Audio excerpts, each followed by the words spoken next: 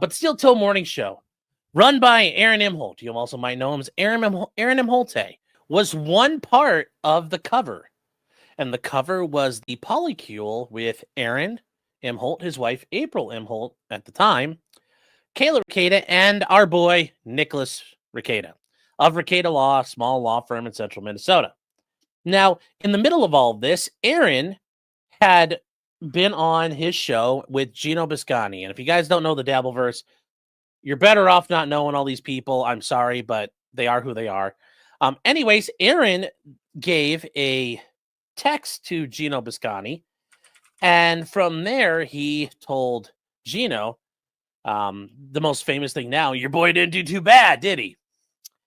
And allegedly what was on that was Aaron sending a picture to Gino of Kayla Rekieta naked or partially naked. We don't know because nobody's seen the picture. Nobody knows what the picture is. And he did this live on his stream. Like, he did this. It was 100% live. Really makes you like. So he was documented to do that. Like, it was clear what he did. It was clear what was going on there. So what happened from there? So Nick went ahead to the police department and made a police report, dragging his wife along. And at that point, they filed basically revenge pornography charges against Aaron. And these were very serious because in Minnesota, if you're doing it with the intent to cause harm and harassment and intimidate somebody, it can lead to a felony charge. If you just do it and it's like, oops, that's a misdemeanor, which Minnesota's got some weird ass laws. Aaron got charged with a couple of charges, and we covered these already a couple of times. And they go through and they tell you, Aaron's facing felonies, and he was. Well, the case has gone on and on and on. It's been dragging on. And this past week, actually, at about 2 weeks ago now, as we got on with this and we covered it previously, Gino Biscani and also his wife, Keanu Thompson, live in New York. I didn't realize that. I thought they lived like in New Jersey, but apparently they actually like live in New York City, as somebody informed me. So they're out of state, and the prosecutor was filing subpoenas and wanted to force them to show up. Now, here's a big thing that kind of, we'll get to the rest of why things have happened. But as of this date, this week, nothing had been filed forcing Gino or Keanu to show up to testify about what they saw. 2 weeks ago, Aaron's attorney sent over a letter to the prosecutor and said, hey, guys, here's what's going on.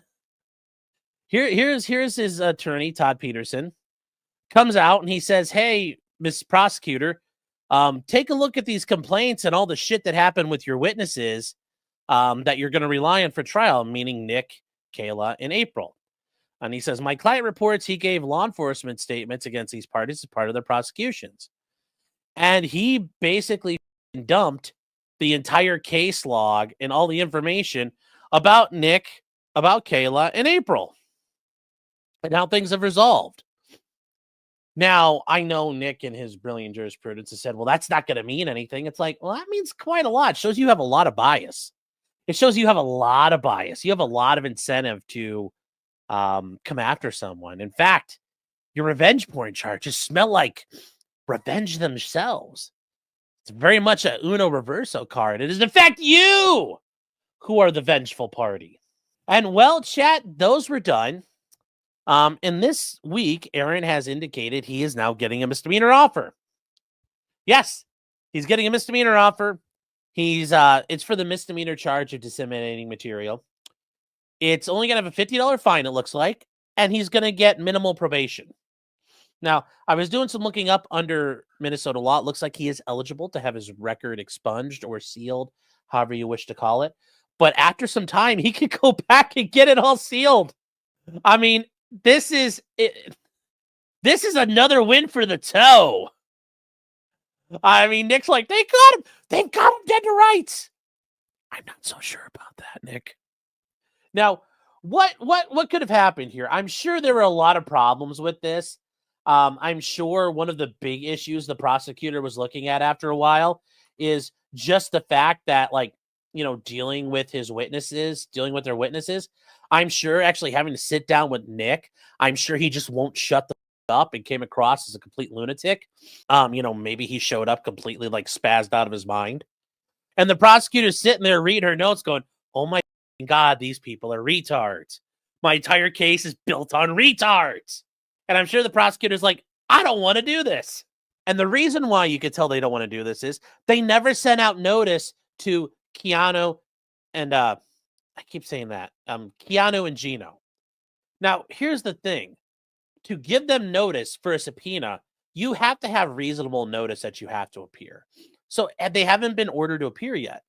Giving somebody a subpoena and making sure it gets to them within like less than it's one thing if you lived in town and you have a week to show up, you're probably not going to get that quashed. But when you're almost 1,200 miles away, it's a 19-hour drive, or it's a couple-hour flight.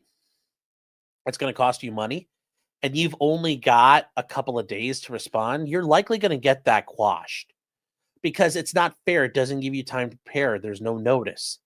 Even though they already told you, we need you to be here, well, you haven't been subpoenaed yet. You have no obligation to show up.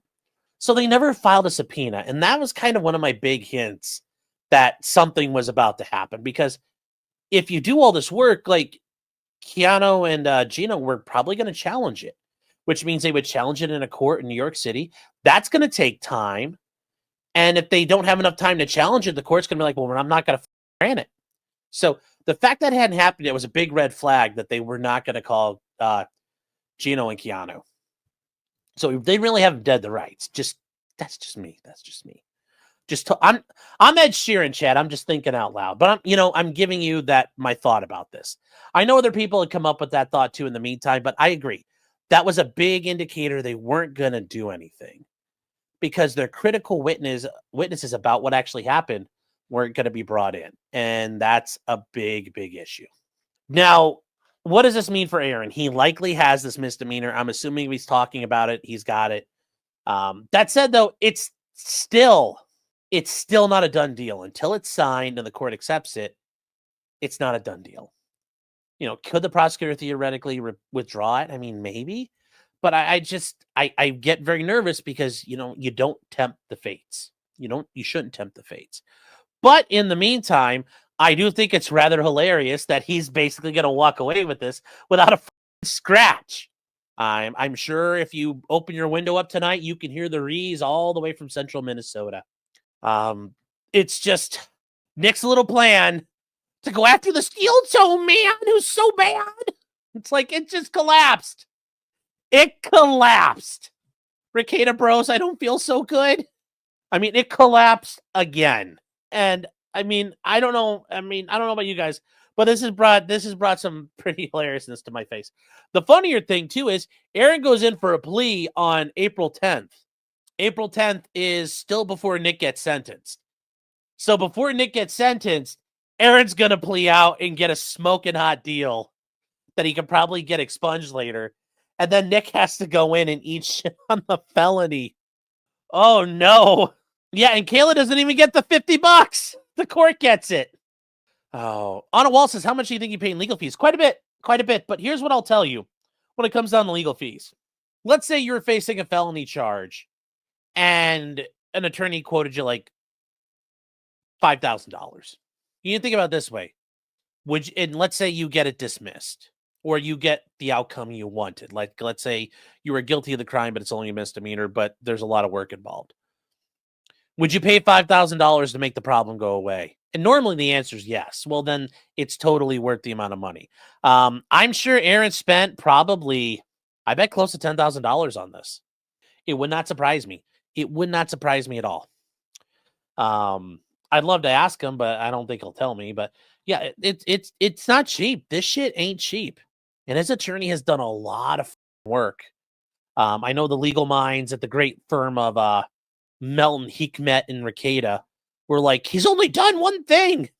And his one thing, it's like Todd Peterson did show the prosecutors victims are and it was really effective. Like, I'm sure highlighting how problematic the victims and witnesses are in this case was a very effective strategy.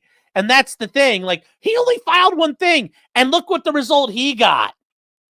You know, your attorney filed shit, and it didn't get you anywhere. So, like, I don't get the point here of that whole argument. Nick was like, they didn't do anything. It's like, well, that's how you know you have a professional. The professional knows how to use the hammer and where to use the hammer and when to use the hammer. There's a difference.